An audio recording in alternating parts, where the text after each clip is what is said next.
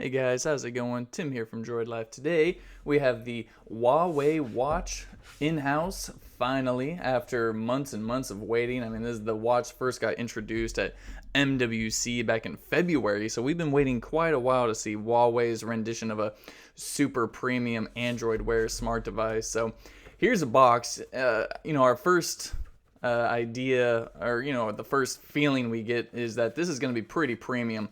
The box is kind of this soft, kind of leather-like material. Definitely not leather, but it is very nice. On the bottom side here, it shows a couple of things. It shows our model. We have the Mercury model, stainless steel. So I believe that is the black leather with the stainless steel bezel around it. So down there, just Huawei Technologies, etc., etc. Doesn't really show any specs or anything like that, but it does say Android Wear Huawei Watch. So we're going to bust into it. It has this top sliding part. So, and of course you can see we already cut it open so we didn't have to struggle during the video. So here it is. It also slides out of that bottom portion too. And now we're just left with this sort of latch or hatch sliding mechanism. And we open it up and boom, there is the device in all of its glory. And yes, so that is the metal band with the stainless steel bezel around. Up here we have timeless design, smart within. Sort of it's kind of hard writing to read, especially in that kind of silver platinum font they got going on there. But so here's the device, and we pull up on these little tabs here and bring it out. The device itself comes on this very nice leather pillow, and the whole interior. And that's pillowed too up here at the top. This is all extremely premium feeling. So here's the device. We'll go ahead and power it on, then we'll take a look at what else is in the box. Huawei. That's going to vibrate a bit, so we'll set that aside, bust out what else is in here. Seems hollow. I don't think there's anything in there, but we got a little tab here.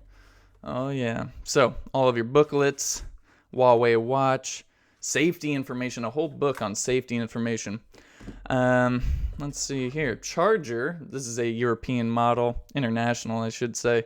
So luckily, we're still going to be able to charge the device. That won't be a problem since we can stick a micro USB or a USB. So we'll be able to plug this into a charger, and it should charge just fine.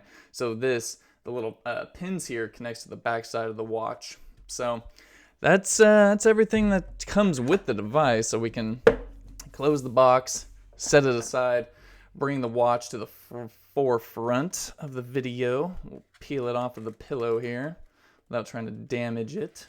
Oh yeah, it's on there nice and tight. So, set it aside. Here is the Huawei Watch. Welcome. So for specs, let's talk specs. It does launch with Android 1.3, Android Wear 1.3. Supports Android 4.3 and later. It also comes with the iOS 8.2 and later support. So all you iPhone 6 and 6 Plus and 6S Plus owners can also get in on this beautiful watch. For the size, features a 42 millimeter diameter, 11.3 millimeters thin. I was going to measure it to like my normal, kind of like a Michael Kors watch. And I think the Michael Kors is a bit thicker. I also have a Moto 360 here for comparison. And as you can, let's see, we'll try and get a look at the thickness here. I would say with my eye that the Huawei watch looks a tad bit thicker, although on paper it may say differently.